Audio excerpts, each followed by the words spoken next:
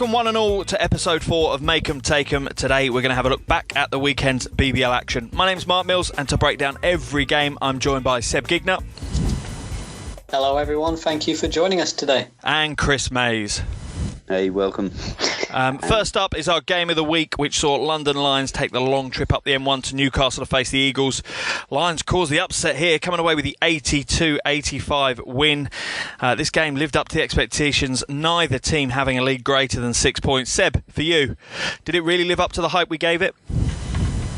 Oh, most definitely. Of course it did. That's why we named it the game of the week, of course. As experts, we just knew it was going to be good, and that's what it was. It was a great game, and I think it sort of epitomises what I said last week, that Vince McCauley really has revitalised this London team. They don't give up, and I think teams in the league should be a bit scared now, because they've had the pieces this season. They just haven't been able to put it together, really. But against Newcastle, they got everything going, and it was a fantastic game, and London thoroughly deserved the win. And again, I think it shows that Newcastle perhaps aren't quite as good as they want to be this year. Whether that will change, I don't know, but it was an interesting game for them to lose, that's for sure. Yeah, Jason Page had an absolutely huge game. 25 points, 10 rebounds, 5 assists and a steal and a block to his name. Huge game. Chris, for you, what do you think about this game? How do you see this one? Well, I think it was another fantastic game by Page. However, rotations in this bench kind of let them down a little bit more. With no production from the Williams brothers, I really see them struggling again. They just can't get that consistency from three-point range, and Fab is really having problems maybe rotating his bench through and finding the right combinations on the floor. You've got a big chance with Robinson out this week as well, for Newcastle to stop this rot at home, as they've lost a couple on the at home now. But Paul Gui's really stepped up in the absence of Robinson, and again another fantastic double-double from Peel. Yeah, definitely a 1-2 punch for London, and like you say, there's obviously some disappearance within the Newcastle roster, guys that you'd expect big numbers from that just really didn't. You have to look at Nimley for one, your starting point guard. Mm-hmm. He is obviously a scoring guard, but he's only got 11 points and he's only dished the ball 3 times, so that's a big shout out. But yeah, like you say, the kind of 1-2 punch of Peel and Guade, hammering home a combined 43 points and 21 rebounds, that's a tough one to beat. That's a massive one. And the step up as well from Dixon too. Again, he used to play in our league at the beginning of the season, and he's come back and fit right into this London side, and he's really playing well over the last couple of games. Yeah, playing all 40 minutes as well. Obviously, London only taking 8 players up there, only rotating through 7. Makes it a massive win for them, and a huge confidence boost, I imagine, going into the second half of the season. So that's a huge first result for us to go through. The second game that we're going to have a look at, and that's the second of 4 games that are on Friday night, had the BBL Cup champions Cheshire Phoenix taking on the DBL Sharks Sheffield at the EIS in Sheffield. Cheshire got out the block well in this one. They had a 9-point lead at the midpoint of the first quarter, but it was downhill from there for them. Sheffield dominated the second half, held a 16-point lead in the third, but finished up 83-79 winners. Chris, this was always going to be an interesting one. Did you expect this result? Well, I didn't really. I mean, after the great performance in the Cup from Cheshire, maybe some sober heads didn't really come in, but I just thought Sheffield did a fantastic job with Marsden, Tuck and Wabitsky on Gettys inside. They dominated the paint. They dominated paint scoring for sure, outscoring them 50-36. They couldn't get anything going, Cheshire, from the three-point line, really. Only shooting 23% from the three-point line, and they found it really hard. And just with the 2 big boys inside, with Marsden and Wizavicki, they're combining for 31 points. It really did hurt Cheshire on the night. Yeah, I think it was definitely the front court that decided this. Obviously, Cheshire have become very reliant on Gettys. He had a huge role in their cup final win. Only 10 points, 6 rebounds in 26 minutes. Not really the production that they need from him to get the win. Seb, for you, which of the guys on the Sharks roster stood out for you? Well, I think the star player really that made the difference, again, as it usually is Alexander. And I think that's sort of the difference. Maybe that Cheshire don't have that guard depth that Sheffield sort of sport. Having McKnight and Alexander, other than maybe Page and Nimley, I'd argue that's the best guard pairing in the league when they're on their game. And they were, again, pretty good. I mean, McKnight didn't have his best game, but he doesn't need to. Sheffield could rely on so many players. Having guys like Rob Marsden, he come off the bench isn't a bad option either. And I think we were saying in the last podcast that was always going to be difficult for Cheshire. It was going to be a test as to whether they could deal with that Sharks' depth from a defensive perspective, and I don't think they could really. They held tight, but I think Sheffield's quality really did show here, and if Sheffield can keep pumping out these good performances, then the rest of the league could be in for a fright, because there are plenty of talented players on that Sharks team. Yeah, when the Sharks get rolling, it definitely, they have scoring ability in there. I don't think it was the best night for them either. It sounded, it looked like quite a scrappy game. When you look like some of their contributors that you'd usually see, Tuck remaining scoreless 0 from 5, it's not really what you expect to see. So I think Sheffield are one of those on their day they can put in some big performances and claim the wins. The concern for me though is on Cheshire's side. Is the BBL Cup final the highlight of their season? Have they kind of lost a spring in their step because they've claimed that first bit of silver where they don't maybe have the same motivation? It's going to be important that they get back on track, because they're not in a playoff spot at the moment, and I imagine that at the beginning of the season really was their target. Yeah, well, with games back as well, they're going to find it struggling. They've got to get some momentum, and actually, instead of just living on this cup final experience, they've got to use it to push them forward, because this can easily slip away from you. Playing 2 games a weekend, it's amazing how runs can happen in this league. Yeah, absolutely.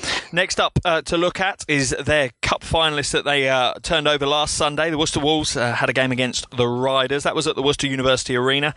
Obviously, the Wolves trying to get over that cup final loss to Cheshire, and no easier task, obviously, to take on the league-leading Leicester Riders. This game certainly didn't disappoint. Both teams battled it out hard in Worcester. Leicester didn't get control of this one until the back end of the third quarter, but managed to pull out to a 5-point win, 76-81. Seb, did this game go the way you expected? Yeah, definitely.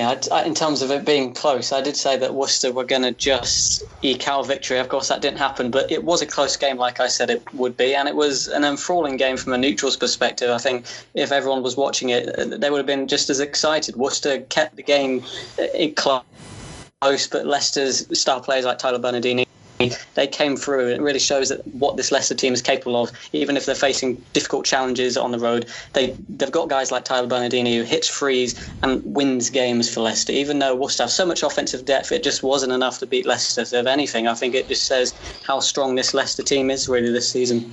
Yeah, absolutely. Chris, you're obviously no stranger to Worcester being part of the coaching team.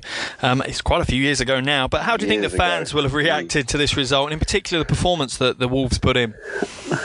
I think it's a very up and down performance. I think it's actually a lack. I know they were missing the big boy coming into this weekend, and he was out the whole weekend. But still, when you go as a team playing at home, shooting 34% from the field, which is 22 out of 64 attempts, you've really got to start asking yourself, is the rhythm and rotations actually right? And has this actually affected? And are they now losing to become maybe just a performance team just with individuals that don't really want to click? I remember watching the first quarter against in the cup final, where Dusha, when he's allowed to play a pace and penetrate and assist, they play very, very well. But this team only racked up 14 assists this game, and with bad stats from Ojo in 30 minutes for 3 for 10 from the field. I mean, everybody was shooting nearly under 50% from the field. You just can't live with a team as good as Leicester, because their rotational balance is fantastic. They've got threats from everywhere on the bench, and you give this great team a chance right now and they will punish you. Yeah, I think it was always going to be a difficult one for Worcester, but like you say, they shot 34% from the field as a team. You're going to struggle. 34. Yeah, 34. You're going to struggle to beat any team in the league, let alone a team like Leicester. Don't get me wrong, Leicester force you to shoot those kind of percentages. Their defence is absolutely phenomenal, but if you're going to get into that kind of game, you're going to have to match up against Leicester. They shot 47%, 36% from the three. It's always going to be an uphill struggle for the likes of Worcester to win a game like that. And the fans as well, coming off the disappointment of the cup final, which they did look extremely confident in going. I mean, it was a big pack of that orange, and to play like that at home, it's a bit disgruntled, I can really imagine, because they've got some great fans. They pack out that gym every week, so we'll see. I mean, they've got some work to do. I think it's trying to find that rebalance, and but Worcester, I feel, are struggling just a little bit, and it's taken their minds off because, you never get more complacent when you win all the time. That really leads to complacency, and cracks will appear, and if you're not careful, you will get found out. And Leicester aren't the team to easily, with a captain like that coming at you, making big shots during games. It's a horrible place to be. Yeah, it's definitely a tough one. Worcester definitely have the talent to make waves in the league. Like you say, it's just finding that consistency, though. Okay, next up for us to discuss is the game on Friday. Glasgow Rocks against the Bristol Flyers. Glasgow having an up-and-down one here. Bristol made a game of it, but eventually Glasgow came out as 5-point winners, 84-79. Looking at this one, Chris, what were the standout performances? Oh, it's a massive game for Glasgow. What's that? 7 wins at home in a row now, and they've taken them into second in the table. But Ali Fraser was great from start to finish in this game. He was really, really good, really consistent, great scoring inside. I was very impressed though with. I was impressed with the Flyers. Not a very high-scoring team, but they were able to match the pace of Glasgow early. Really did a very, very good job. Yeah, it was an impressive performance. 19-13 fourth quarter. Yeah, it was an impressive performance by Bristol. Seb, what about you? What were your takeouts from this one? Oh, well, I guess Glasgow, again, to show how good they are at home. But what I was more impressed with was Bristol's performance overall was quite good. I'm sort of wondering whether maybe it's the resurgence of Bristol, because they played well against London. They had a great performance, and it was a good performance in very difficult circumstances here. So I think maybe Bristol are sort of showing what they've got now. They're flexing their muscle with guys like Rondell Goodwin and Brandon Boggs, etc. But I guess it came down to the star players for Glasgow. Kieran Achara, as always, fills the stat board. But Ali Fraser had a fantastic game, as Chris was saying. He was a standout player, and I think he'd do well to get in my team of the week this week. He was fantastic from the start to the finish. Yeah, I think it tells us a lot about both these teams, actually. Glasgow, a team that are very confident at the moment, really made the Emirates Arena a bit of a fortress, but also you look at Bristol, maybe they are finding some consistency now and they can lock down one of those playoff places. So we'll move across to Saturday night. Only one game scheduled in, and the Riders completed a back-to-back as they welcomed the Manchester Giants to the Leicester Arena.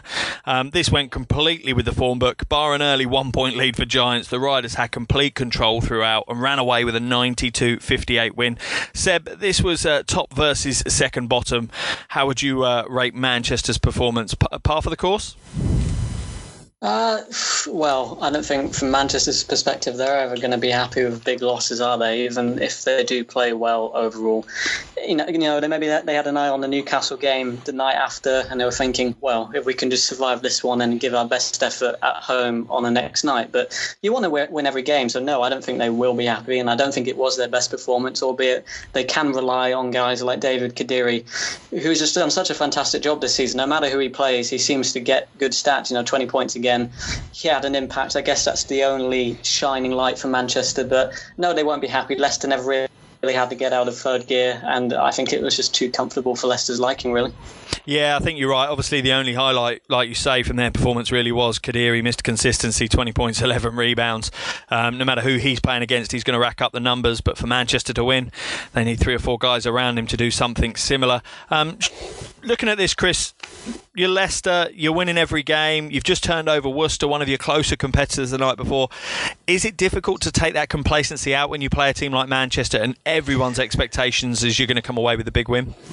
It certainly is, but you also take that confidence. I mean, they gain 30 assists in the game and shoot 55% from the three-point line, so they're finding it very easy to go against that type of team, and which just shows the depth and balance that they have and the unselfishness within the team. I mean, you're only as good as the guys that sit next to you and as you can work as a team, so it obviously shows that there's a consistent level. They're in a groove right now. Even when you have the pressure of an underdog coming at you, they're just not going to falter. It doesn't matter if it's Worcester or if it's or if it's a team such as Manchester right now. It's a bit tough start as well for Manchester with the 2 new guys in. Banks didn't really perform this weekend, I suppose. Maybe getting his feet wet right now, but. Yeah, definitely a tough one for Manchester. It's always going to be probably their toughest weekend of the season. We'll get on to their second game of the weekend at home to Newcastle in a bit. But yeah, Leicester just keep kind of getting the results they need to get them into that that position. They'll claim another league title. Very, very impressive performance. And like you say, I think the one that stands out for me is Bernardini. He really has taken on such a senior role within that roster, and another huge performance for him. So, very, very impressed with what Leicester are doing at the moment. We move across to Sunday now. 3 games on Sunday. First up, we're going to discuss Leeds Force taking on Worcester Wolves at the Carnegie Sports Arena. Even the addition of 3 new players for Leeds wasn't enough to make this a close game. Force were competitive for the first 5 minutes, but Worcester quickly dominated this in all areas. They ended up 76-101 winners. Chris, Leeds really been struggling of late. What do you think of the game on Sunday? Well, it's a conveyor belt of players again. I don't know where they're trying to go with this at the moment. I don't know how you can try and build consistency in. Maybe things are going towards the big game for the next week where they've actually got a chance probably of winning. But, consistency shows, and struggle really shows that you can't have a revolving door of players and expect to perform in a competitive league like this, where really from 1 to 10 anybody can beat anybody. So you've got to obviously provide some sort of consistency, which are not. I like the way they're trying to stay competitive. They're trying to fight through adversity and stuff like that. But, at one point you've got to stay with your guys and grind it out and just be disciplined and say, okay, we've got to work on this hard work and move forward. It's a very, very difficult place to be at the bottom, especially when you lose every week. But, you can't. We can always start the game, but time will tell when rotational teams will come in and just destroy you. So it's hard work down there at the bottom for them, and I feel for the coach, but I don't know. Hopefully he can keep these 2 new guys to stay longer than a couple of weeks, and maybe they can start hopefully working on some sort of progression. Yeah, I think I agree with that. You look at the Leeds Force roster, and it is they show glimmers of playing some good basketball, but then they make those kind of first week of the season mistakes because they are a first week of the season team. They're not used to each other. They're not got that team chemistry yet. I like the new inclusion of Sinani. He looks tough, strong. Looks like a man you wouldn't want to bump into in a pub when you've had a few too many. So I think he'll be maybe a little bit of an enforcer for Leeds Force. So Seb, for you, how would you look at it? What do you think the result tells us about both these teams?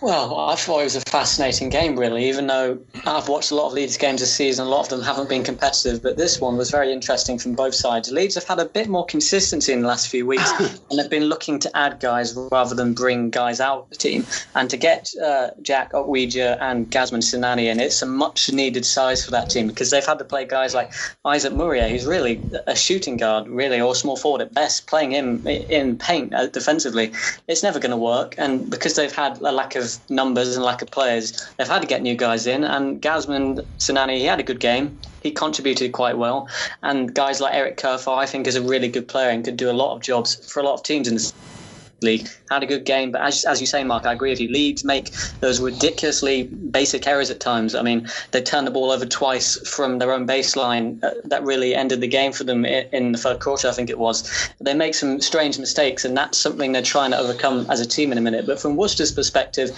even though they only had like 6 or 7 guys playing, those people always contribute. You look at Robert Gilchrist, Trayvon Palmer, Brandon Parrish, they are so good, and it showed how strong they were that they didn't need Dallin Pajinski against Leeds, and they still did so well. But my standout player for that game was Elvisi Dusha, who didn't score a single point, but he led the team in every which way possible, in my opinion. He had 11 assists, and he got back to what he didn't do in the BBL Cup final. In the Cup final a week ago, I think Dusha, he maybe shot too many times late in the game and tried to take the game in his own hands and played away from his strengths. He came back to his strengths in this game, and he did a really good job. So I think in a way that sort of shows how good Dusha is as a player at bouncing back, and I think that shows the strength of this Worcester team.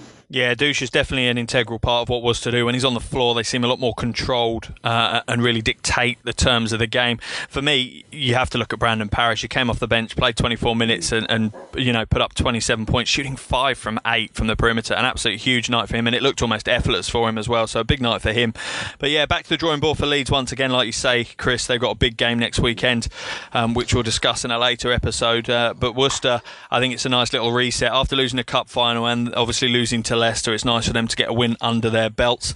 So 2 more games to go. Next up, we're going to talk about the DBL Sharks Sheffield heading to the South Southwest to take on Plymouth Raiders. A bit of a surprise result here. Sharks have been flying high in the league, look strong, whilst the talented Raiders roster has really struggled. But Raiders managed to hold a lead from early in the second quarter all the way through to the final buzzer. They finished up 85-80 winners. And before we go on, I'd like to take a little bit of time to blow my own trumpet here. I was the only one that picked Raiders to win this, and I picked it to be won by 5 points. So unfortunately I didn't get any money on this, because that probably would have been pretty good odds if I could have actually got the spread perfectly right. But yeah, I'm quite chuffed with myself. It's just going to make up for all the bad predictions I make for the rest of this season. But looking at this, Seb, Raiders, they've had a tough season. How important was this win for them? Well, yep, you are leading the way in the prediction standings. I'm certainly not doing as well right now, so you're leading the way there, Mark. That was a great selection, and it does make a lot of sense. Like you were saying in the last episode, Plymouth, in terms of the players they have, it doesn't surprise me that they come together and they finally actually play well against a good team. Guys like Keane Rochford and Will Neighbour, who came in and did a fantastic job. They're great players at this level, and they made that impact. And it was too much for a Sheffield team who I guess maybe put too much effort into the Cheshire game a couple nights before, and they had no energy going down to Plymouth. That's always going to be tough. But again, as I said before, that's not really an excuse for a professional team. Plymouth did a professional job, and I think it shows that maybe Plymouth have a chance of sneaking a playoff spot if they can replicate this kind of performance week in, week out. Yeah, absolutely. I think Plymouth are going to start bringing things together a little bit more. They're going to have to win some serious games in the run-in, though, to make a playoff spot. But I think it is going to be interesting. Like Chris said earlier, 1 through 10, any team can beat any team on their night. And it is going to be a bun fight for those last couple of playoff spots. There's no doubt about that. Chris, for you, Sheffield, they've got an impressive front court trio. Didn't really fire against the Raiders like it should. What do you think of Sunday's game? Well, I think Sheffield got stagnant, but I just think it was just a massive win for Plymouth. I mean, what they haven't won since November. And they've had great individual. Not only did they just have great individual efforts from Rochford, from Will Neighbour himself, Bowman and Sayers as well, shot the ball very well. And key point. But they were able to draw 35 points off the bench. And when a team runs 29 assists, that actually is telling you that, hey, we're starting probably to play some team basketball right now, and people are actually stepping up. Not many minutes for Dukic, but hey, I don't know what happened there. But I mean, when you have grinders like that coming off the bench, you're going to be really tough to beat. And if you don't get off, I think maybe it could be the fact that they put all their energy as well into Cheshire. Marsden didn't play exceptionally well. He was blocked out, but Tuck again stepped up. That's the good punch for Sheffield at the 4 spot. But again, Sheffield 10 points off the bench.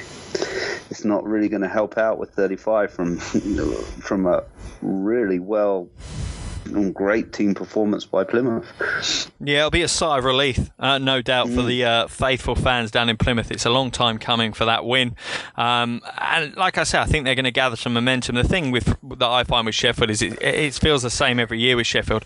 It's quite frustrating because they've got talent, but it's just that little bit short of consistency. It's not every game that the players turn up in the same way. Like you say, you referred to the bench scoring from Plymouth. 10 points from the bench for Sheffield, and there's your difference. Yeah. There's your game break really on how that one's going to go. So it's interesting. Raiders, obviously, hopefully for them, going to be in the momentum upwards, whereas Sheffield really will need to kind of regroup and make sure they don't repeat that performance again. That takes us on to our final game of the week as the Giants took on the Esh Group Eagles, Newcastle in Manchester. This really did round off a pretty bad weekend for Manchester as a rampant Eagles dominated this one from the opening tip to the final buzzer. They left the Sports Dome 60-97 winners. Chris, after facing top of the table Leicester on the Saturday, they then take on second place Eagles on the Sunday. How can you reset a team in such a short period of time? I don't think you reset. I think you go into the weekend understanding exactly what you got to face in these next 2 days and try and get positives coming out of it, moving on to such a big game for them next weekend. I mean, it's a great chance to see what Banks and the new guy, they just signed Jack Crook as well. Is that correct? Yeah. Yeah, they signed Crook in as well. So they've obviously been trying to boost up with size. And like Seb says, the consistency of, what's his name? Kadiri. Delirious, yeah. The consistency of Delirious, they have positive things going forward. It's whether they can actually manage them with teams. And if you're coaching this weekend, you have to really look realistic and try and find the good points and what's going to help you over the line for next week. So I don't know if you're looking for a bounce back victory. I think it's more what damage limitation can we take and how can we grow as a team and learn from this. And in the second game with Callum Jones, he's getting 15, 16 points. So, well, maybe we can run through with the guards. Yeah. I don't know. It's a definite hard. It was a hard job for them this weekend, but hopefully they've been able to take that ammunition and be able to put it forward to next week's game. See, they may have taken a positive going into the weekend because our dear Seb actually picked them to possibly turn over Newcastle in this one. Yeah. I did, yeah. So he might be regretting that one now. Looking back at it. So Seb, for you, obviously Newcastle in absolute fine form. Who were the standout kind of performances though from Newcastle? Well, first of all, I'd like to apologise to the Manchester Giants for putting that massive curse on them. I won't be doing that again anytime soon. And I won't do that again. I apologise, Manchester. But if you told me going into the game that Callum Jones was going to play 40 minutes, go 8 of 11 from the field with 6 rebounds, 6 assists and 16 points, I would have been even more confident of that prediction. But the one player who didn't really do his job fully, I think, was David Kadiri. Again, I think it's just an example of him putting all that effort in the night before and he just couldn't keep it up. He didn't play as many minutes in this game. I think he might have just been too tired to put the effort in wholly, at least up to his ability. And I think it says more about Newcastle. They were more ruthless than I expected them to be. They didn't even need guys like Jukic. They could rely on guys like Kai Williams from the bench. They didn't need to focus on guys like Son Nimley, who had only 2 points. They looked towards their bench players for this type of game and said, well, this is your chance to prove what you've got. This is your chance to get more minutes and show us what you've got. At least I think Fab Flournoy would have been saying that. And the bench players, they did their job, and it was a ruthless performance. And I apologise to the Manchester Giants for that pick. Yeah, it was definitely a rounded performance from Newcastle. You kind of feel that there's probably a bit of backlash from losing to London on the Friday that the Eagles players went down there with a point to prove. And like you said, the rotation was strong. All 10 players getting into double digits minutes. Bazzi was the lowest with just shy of 14 minutes of action. That's great for the Eagles to be able to do that. And it's just a day to forget for the Manchester Giants and their fans. Draw a line under it and I think move on from that one really. So that completes our rundown of the weekend's games. All that's really left for us to do is hand out some of obviously the most prestigious awards. I'm sure players up and down the country wait for these. So we'll go through our weekly All-Star 5 and then our weekly MVP as well. So Seb, for you, quickly go through who your All-Star 5 is from this weekend's games. Well, my All-Star 5, I think this week, starting at guard is going to be Chris Alexander for his performance against Cheshire Phoenix, less so against Plymouth. He still did a good job anyway, so he's going to be there. I'm going to put Tyler Bernardini in. You watch that performance against Worcester, you can't keep him out. He did such a good job of hitting some shots in crunch time. He did a great job.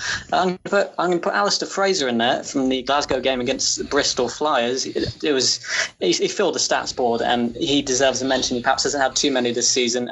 Keanu Rochford's effort against the Sheffield Sharks or the Plymouth Raiders. And then finally, I'm going to put another Plymouth player in there. I'm going to put Will Neighbour in there, who did another fantastic job. And Rochford and Neighbour, they were the dynamic duo, so they fill out my team of the week. Okay, Chris, what about you? What does your All-Star 5 look like? I'm going to definitely stick with Chris Alexander at Sheffield. A great job. Great job by him. Bernardini's definitely in there with that last second shot of Worcester. For the 3-man... That's going to be a tough... He's struggling on this one. He doesn't know who to pick. He doesn't know who to pick. Yeah. Who have you got in your front court? Who are your big men? On my front court, again, Will Neighbour. He really did step up. And bring the balance back into the Raiders, give them some key points down the line. And coming into, and probably to share that, you have to take Peel as well up in the front court with a massive game of 21 and 15 rebounds. Yeah, it's an interesting one for me. I've kind of got a crossover between the lot of you, really. I've kind of cherry-picked from the two of your teams. One difference is I have picked up Page from the game against Lions. I know they lost, but it's tough to ignore a guy that puts up 25 points, 10 boards and 5 assists.